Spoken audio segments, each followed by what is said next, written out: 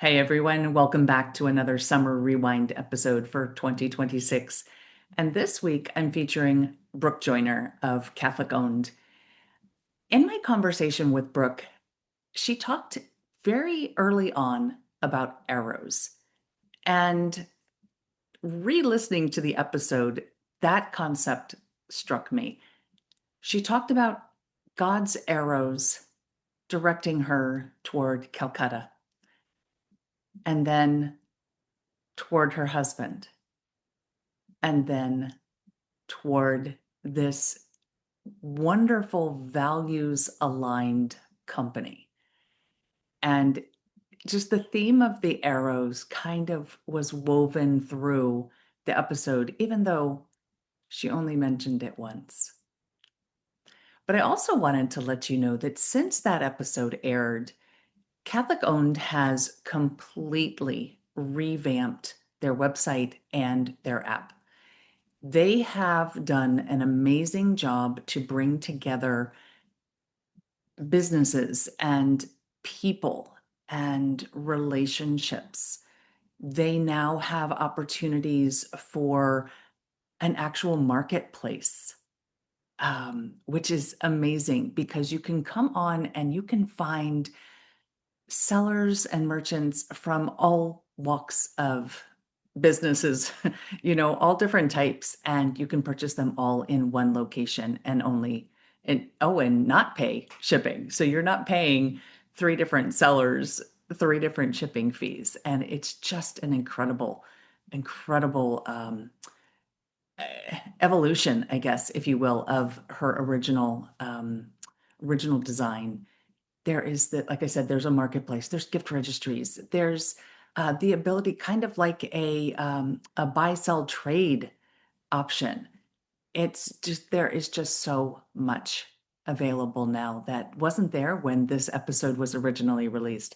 So if you haven't checked out CatholicOwned.com, I would recommend that you do that now. And if you have and just haven't used it in a while, go back, try it out, see what they turned this into. It is absolutely incredible.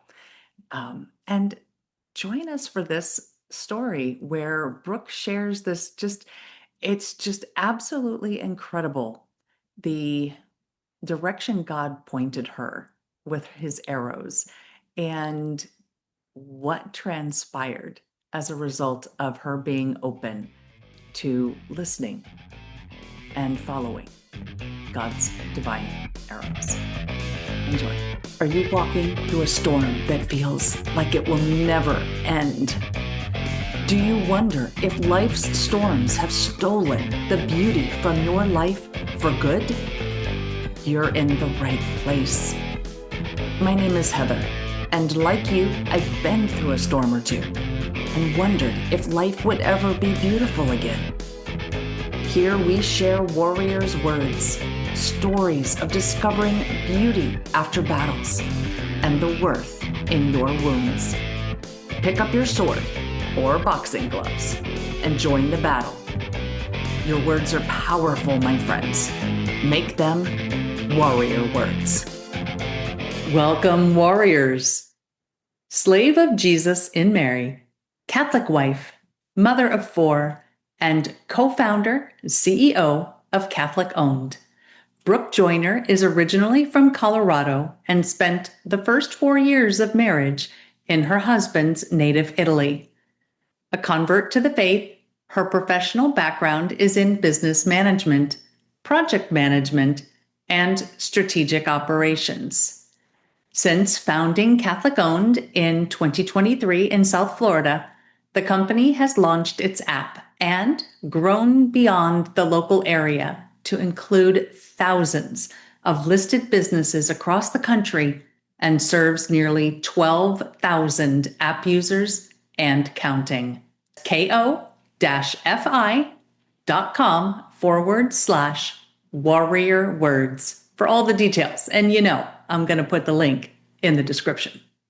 Now, grab a tissue and join Brooke and me as she shares about the challenges of meeting your spouse in one country when each of you is native to a completely different country. Let's rock. Hi, everyone. Welcome back. We are blessed to have Brooke Joiner here with us today. Hi, Brooke. Welcome to the Warrior Words podcast. Thank you so much for having me, Heather. It's an honor. I am so glad that we were able to sit down and have this conversation because, as I was telling you earlier, we have a lot of episodes on this show that deal with like the big T, the capital T trauma. And a lot of people do experience that, but all of us experience day-to-day challenges, day-to-day stresses, and just things that are maybe a little bit more out of the ordinary, but not too far out.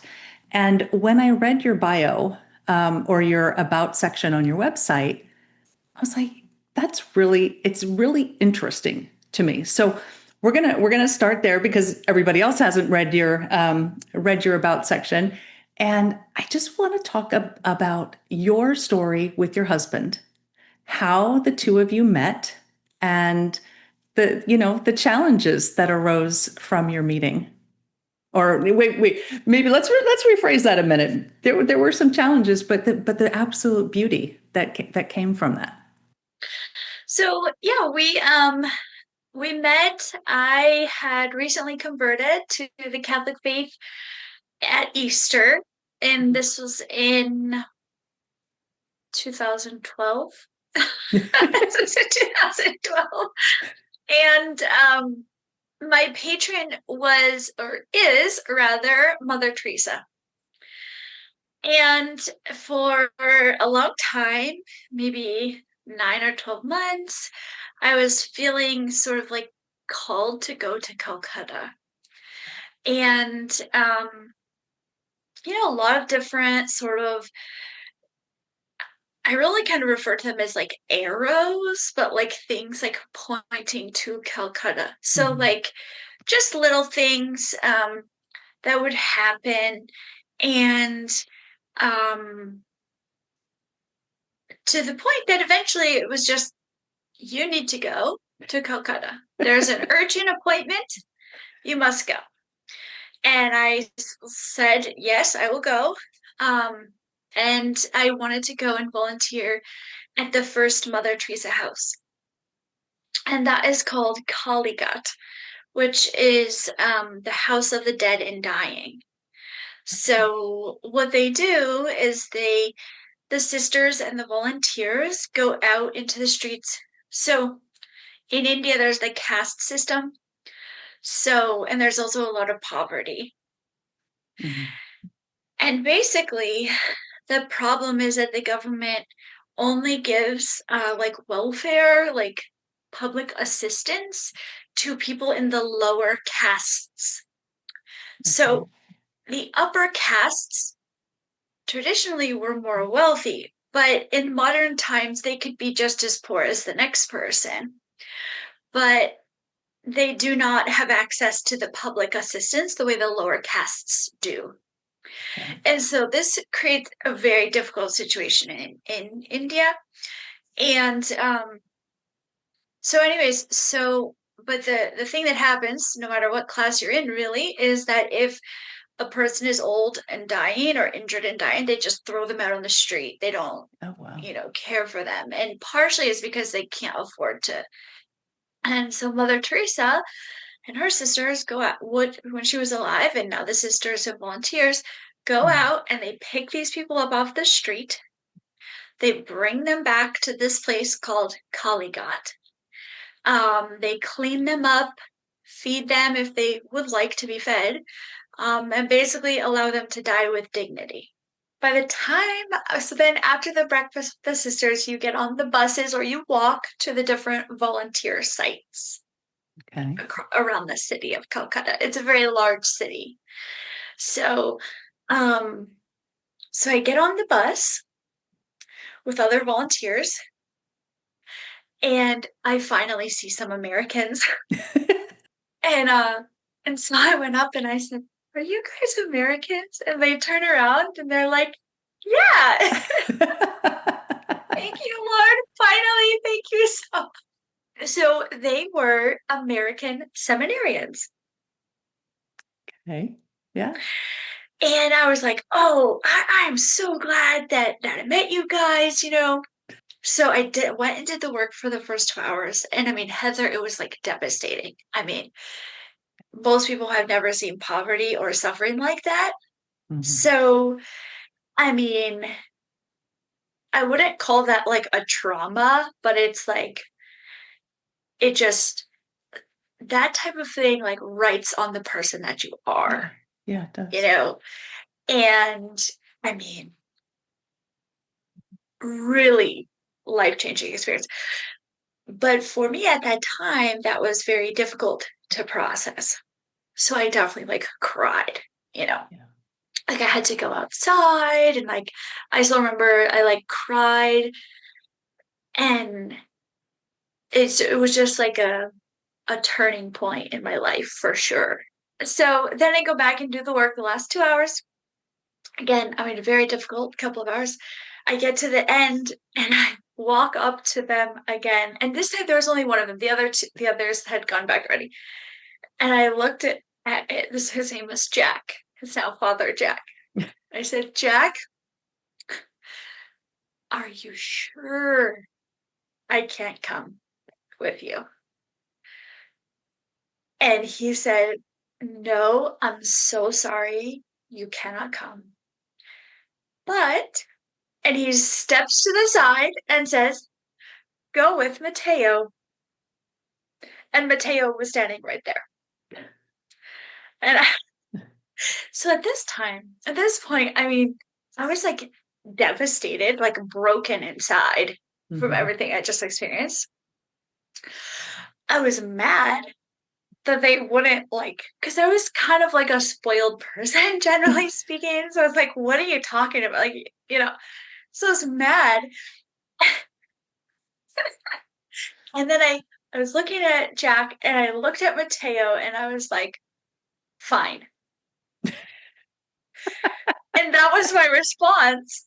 And then Well, I have to interrupt just a second here because most people will be listening, but I do put this on YouTube, and the defiance that was just on your face when you said fine.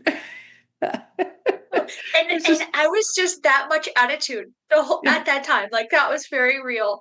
So which is terrible. I mean, you know, I should have been grateful. I should have been anything other than like Yeah. begrudgingly accepting this gift, you know? Yeah. So I said, fine. And I went and got my backpack from the, you know, volunteer area. I came back. Everyone is gone.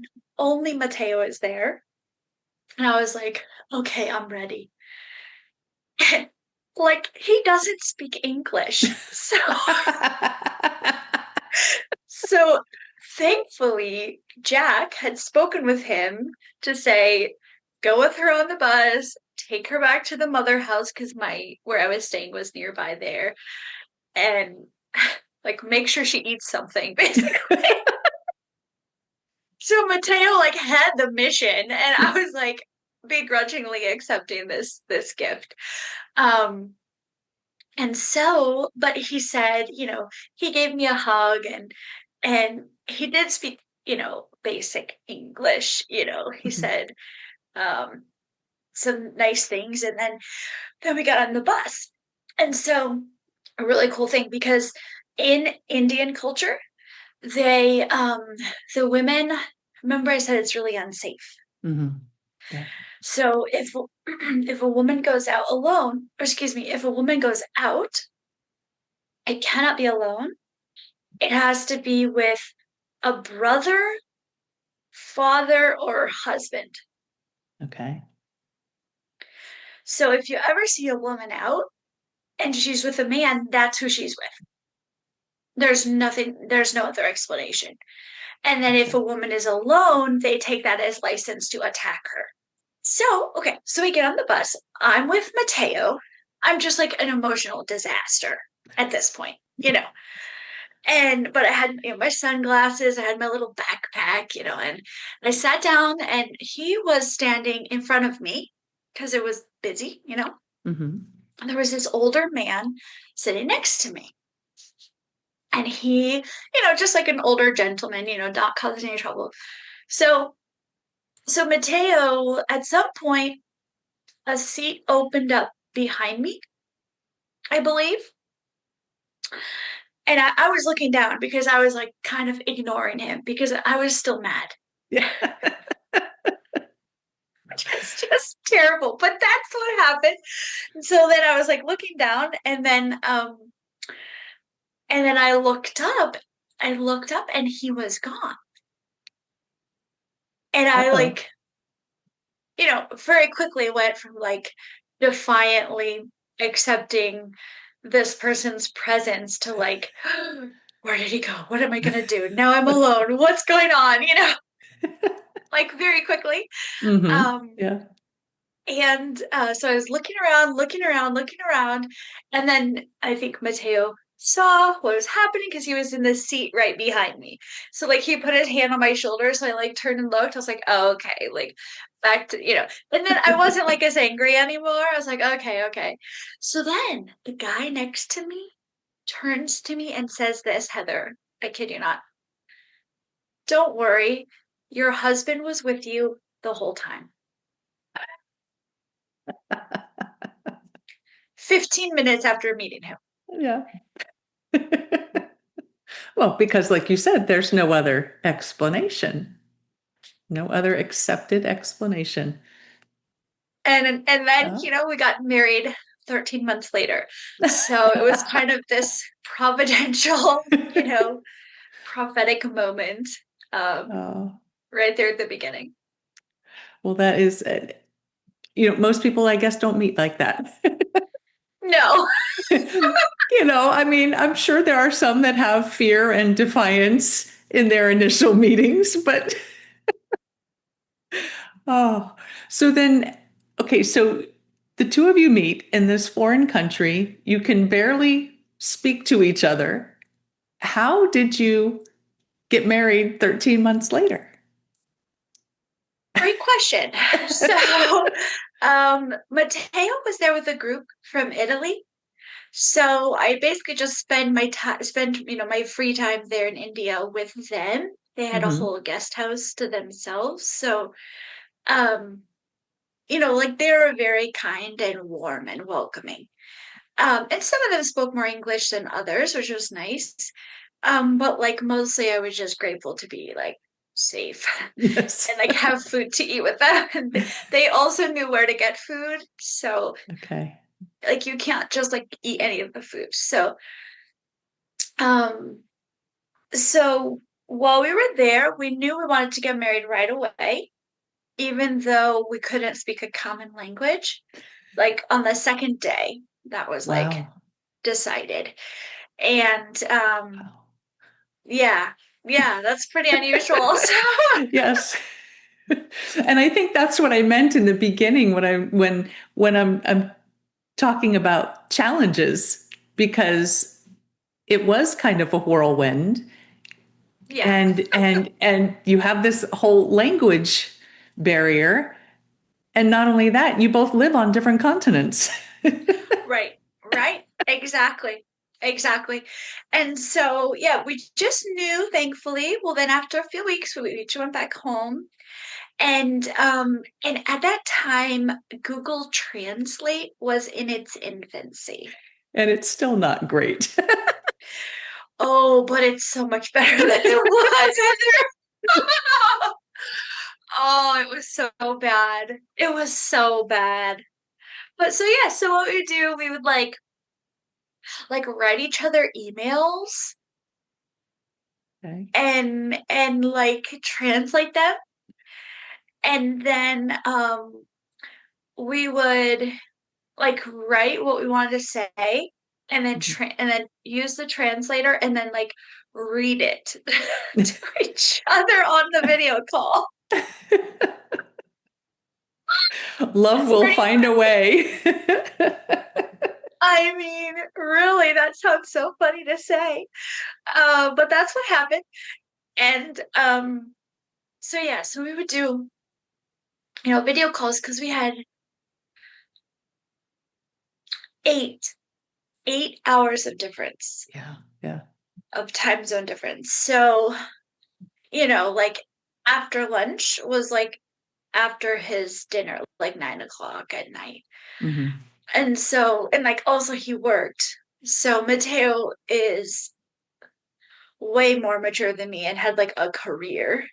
I was like a nanny. So I was just like, so he like had to go to work the next day. So we couldn't talk for hours and hours except on the weekend. Um, but just to say like hello, how was your day? And get through the like Hmm. beginning of the conversation was like 30 minutes because we had to sit there and go. So I mean, it was a lot of patience for sure. Wow. Yeah, I can imagine.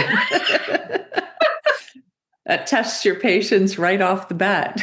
And so I guess if you Well, can go ahead. I was gonna say I asked God to make me patient, and that's what happened. Oh, see, for me, asking for patience meant sitting in the Baltimore Beltway traffic, which, if anybody is from the East Coast, they know how bad that is.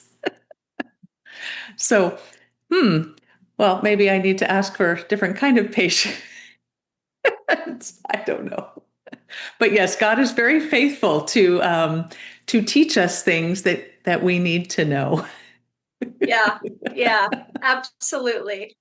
And then, Mateo visited me in Colorado and proposed there. And then I came and stayed with his family for 6 weeks after that. So I got to meet them and, had to get used to. So I stayed for 6 weeks and then came home. Um, and I visited again in the summer. And then we were married in September then of that next year. So how did you decide where to live after you got married? You're in Colorado, he's in Italy. Good How'd you make question. that decision? Well, like I said, he had like a real career. So Yeah, yeah, that was sort of the one factor that, I wasn't doing anything necessarily meaningful in terms of work. I mean, I was a nanny and like that's great, you take care of the children and stuff, but he had already been with the company like 7 years at this time. So he was like pretty, well established as an employee of the company. yeah. So we So said, we'll move there. that makes sense. So I'll bet then you had a lot of adjustments to do.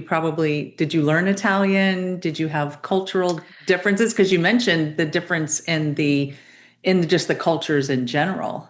Hmm. Hmm. Yes, there are many, many challenges. So, first, obviously, leaving behind everything you've ever known is like pretty hard. Hmm. Um, the region that he's from is called Le Marche, so it's in the center on the east coast. Okay, Um, it's like the calf if you're looking at the boot, the calf of the boot.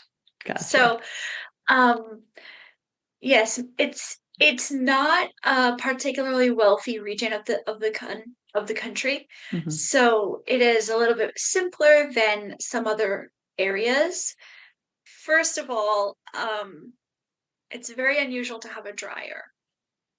Okay, So you have to hang all of your laundry, no matter what. yeah, Second, the kitchens, this is honestly the greatest irony for me, Heather. The kitchens are tiny.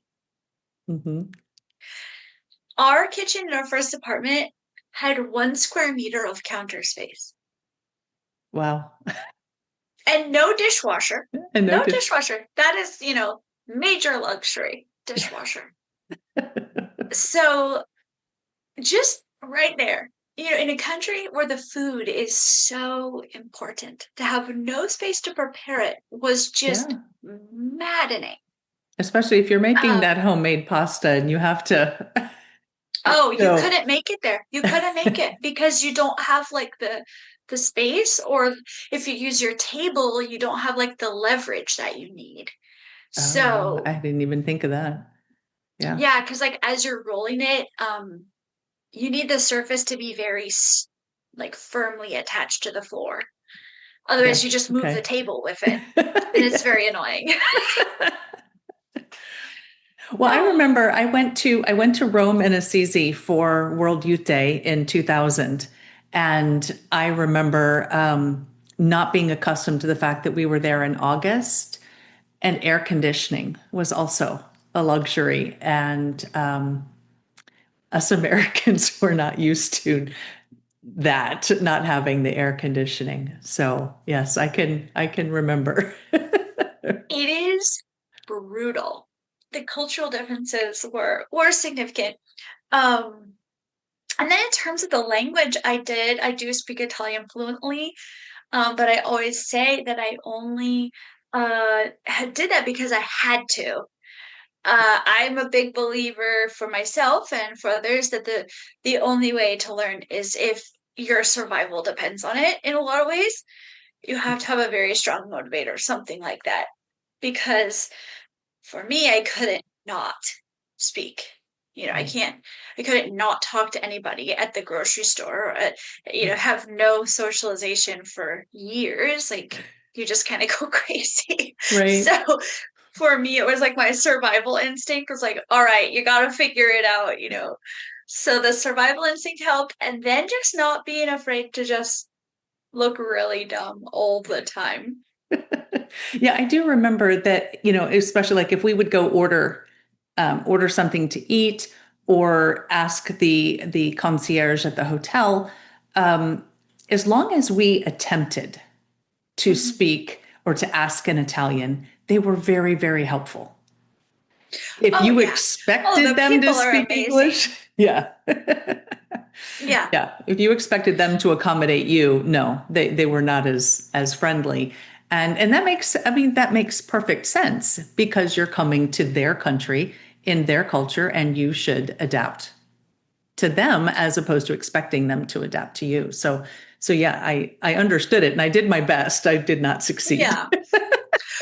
Well, yeah, if you just try, you know, um, you just try your best. And the Italian people, I think, are generally really good people. So, Mm. Well, so I happen to know that you no longer live in Italy. So what brought you right. back to the States? So we lived there for 4 years. Our first two children were born there. Mhm. And what we saw is that in Italy, that the system as it is today and the culture very much discourages innovation and change. And so also the economic system is flawed. It does not reward hard work. It disincentivizes hard work and advancement. And we, for ourselves and for our children, wanted a life that if you work harder, you get further. There were also some like major crackdowns on certain freedoms in Italy at that time as well. Mhm. And we just were not going to participate in that. So we Yeah. left. And so then what did he decide to do then? Because as you mentioned, he was really established in his career there. And so Right? now he's leaving and going Right. somewhere totally different. Yes. No, that's a big challenge as well. So we lived in Colorado for about a year and a half, which is where my family is from. Mhm. And he did electrical work at that time. And then actually the company from Italy called and they asked to talk to him. And they wanted to open an office in Fort Lauderdale, an office for the Americas, and asked us to do that for them. And so we said Wow. yes. And so that's how we got down to South Florida. We moved down there to launch that for them. Oh, wow. So you actually then have almost like a marrying of, what he was doing to now being in the States doing something very similar, Exactly. but Exactly. being in charge because you're opening this More office. in charge than before. He was like a foreman before. and we were the only two employees of the company in the United States. But so for sure we had more input than if there were more established employees here. Hmm. Um, but the corporate culture that they had weighed very heavily on the company here and held the Okay. company here back significantly. Whereas if they would have just listened to us, we probably would have been double where we got them. But we were with them for um, basically four years and 4.5 years, more or less 4.5 years. Um, and in the last year, we brought them. Um, it was a profitable year. We did 1.2 million that year. We Wow. paid back all the shareholder financing because that's how they financed it. We paid back all the shareholder financing so the company was like truly profitable, you know, and established when we left. Of course, us leaving wasn't helpful, but we gave them like 5 months of notice. It's like eventually, we gotta go, So he was mopping the floor, and literally God spoke to him and was like, "Okay, like you need to start a company that's all about values in the marketplace." And Mateo is no charismatic. Okay. So he came to me and was like, "So, like, this happened." And I was like, "I think it's great. That's great." What? And he was like, "Yeah, I didn't really know if I was going to tell you. Like, it sounds a little crazy." And I was like, "I think this is the thing we've been waiting for. I think it's this." So we're like, "Okay, perfect." So then we met with my friend who was like involved in like venture capital and stuff, and we did our little pitch, 2 days after the idea, basically. Like Hmm. I emailed her a week later, we were talking to them, and um they stayed on with us for like 2 hours. Like, this is a great idea. Like, this is a lot of merit and all this stuff. So we're like, okay, let's try. So we're basically working on it. But we formed the company in November of 21. Okay. It's all And happened then, quickly. Yes. yeah, yeah. So then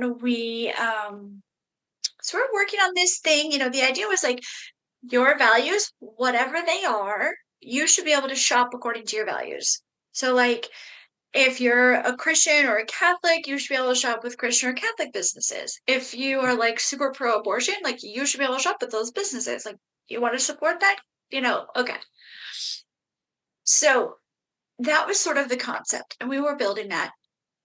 And time went on, and at the end of 2022, we were like, you know what? Like, we need to figure out how to do, like, what would we do if we had to make it work?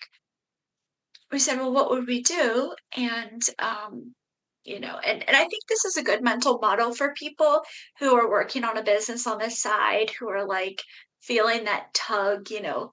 Imagine if you had to make it work, what would you do? Right. Mentally, not actually, mentally go scorched earth. Yeah. What if you had to? And see, from there you start to become very resourceful, and you realize what needs to be done and all of that. And so for us, it was like, okay, well, if we had to make it work, we would send the kids to my parents for like 3 months to focus, and we would sell our house to cut the costs and get the equity out. Like, okay, well, we're not sending the kids away. We're not going to do that. So, um, but we can sell the house. Yeah. So we did. We sold our house. It had gone up like 65% in 2 years that we owned it. Wow. Um, I mean, the timing, Heather, was like absolutely God, like figuring it out, Yeah. because uh I don't know if that'll ever happen again.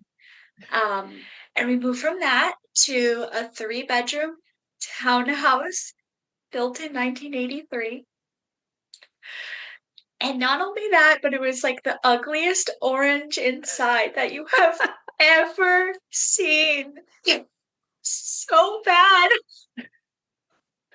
Oh my Oh, gosh. I hated it every single day. But we sold the house.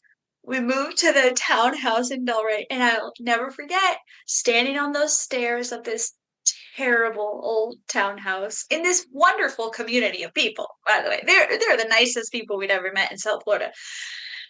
I was standing there holding that baby with a 1 month old baby. We had the U-Haul ramp into the house. My husband and the boys are unloading stuff. And I looked around, and that was when the sacrifice really hit me of what we had given up. And at that moment, then I was consoled because I realized this was just a grace. Um, this is not our home anyway. yes.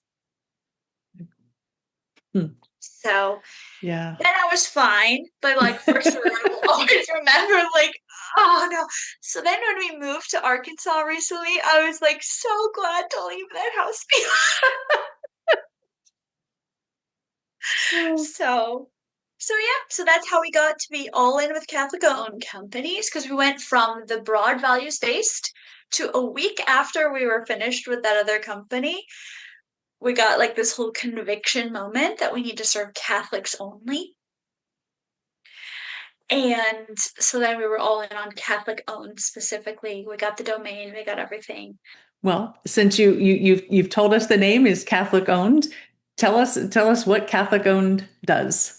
Sure. Catholic owned, we are building the new Catholic economy. And we say we're building the new Catholic economy to reclaim the culture for Christ.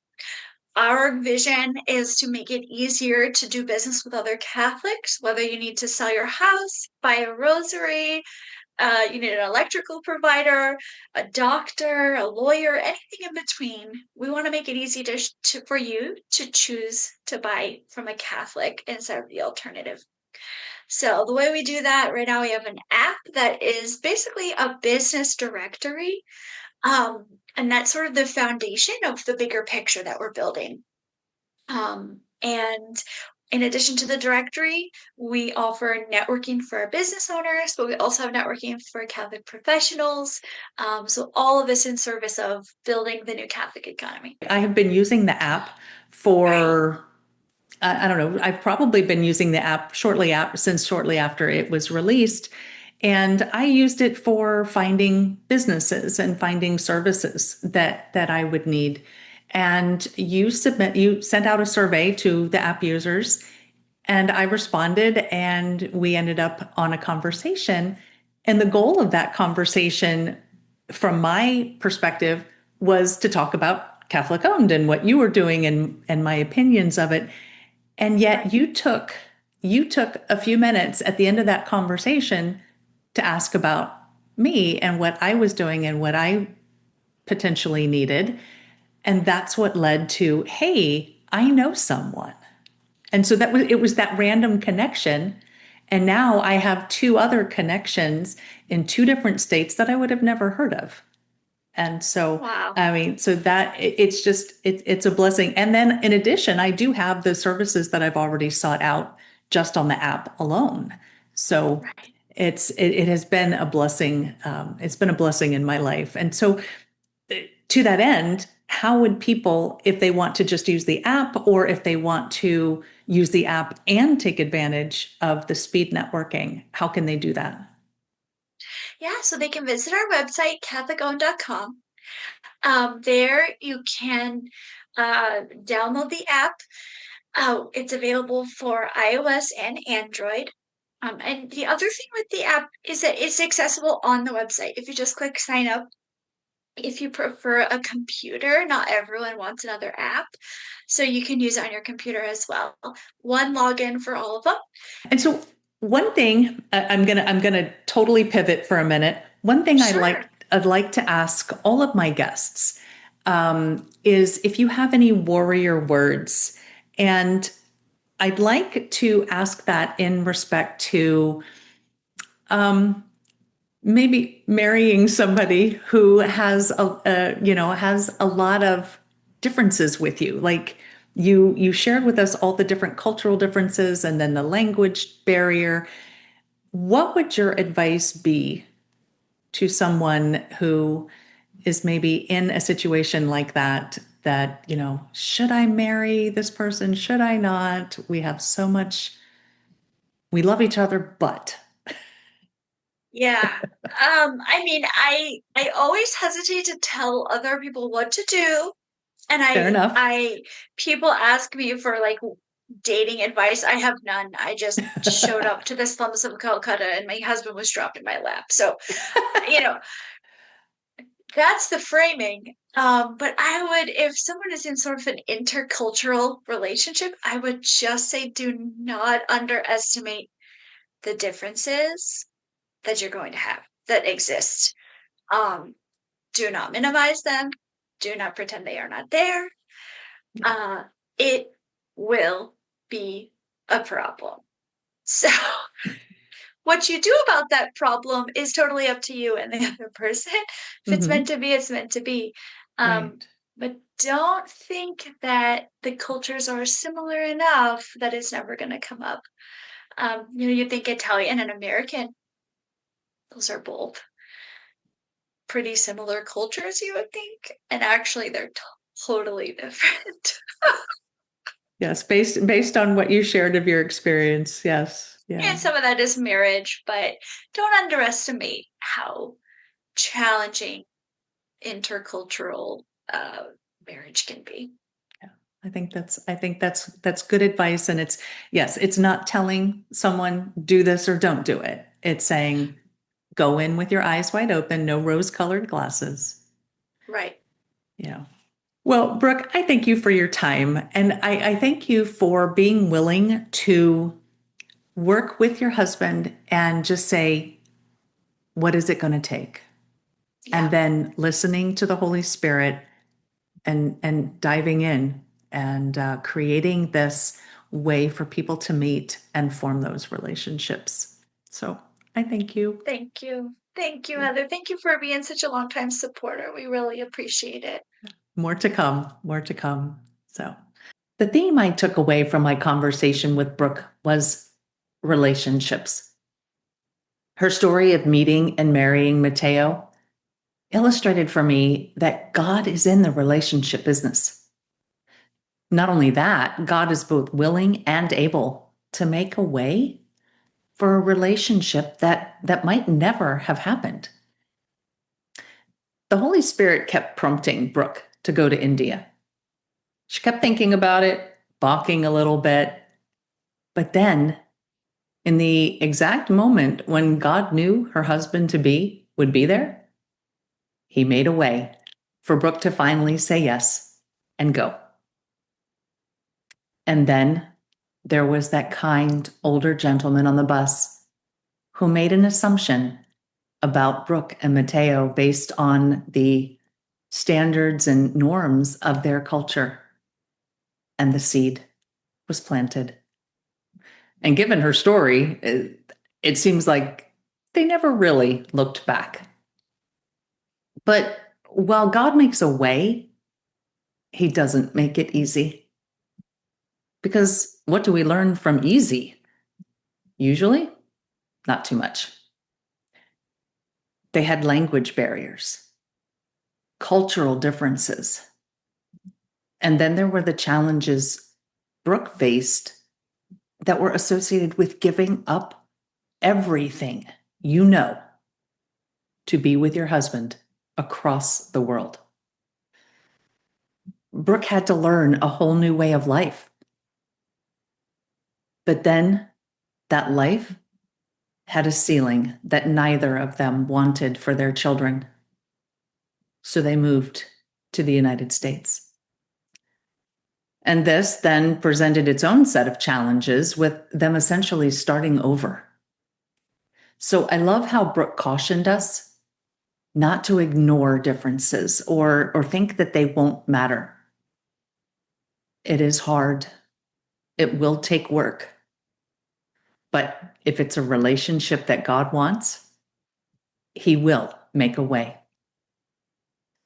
And then I love how God brought relationships back to the forefront of their lives after they realized that the business they were working, even though it was familiar because it was the same Italian business that Matteo had worked before, but as soon as they realized that this was not what they were supposed to be doing, God brought relationships back in a different way.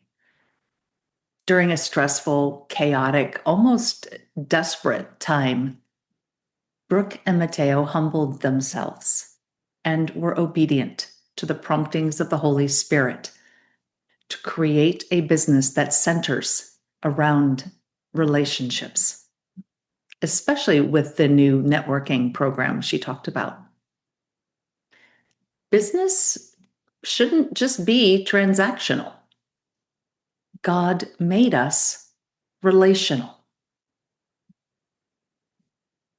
So, whether you use the Catholic owned app or not, think about how your next purchase can be more relational, more intentional.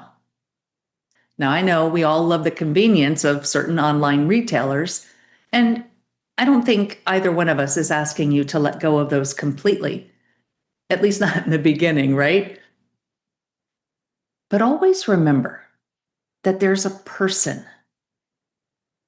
There's a person behind every business. Someone who needs to take care of a spouse. Someone who must care for children. And then maybe choose to spend your dollars a little more wisely and possibly have a conversation, a relationship with a real person. Something to think about this week.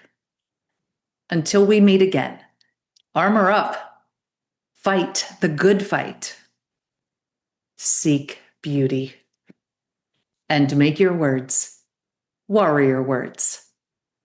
God bless.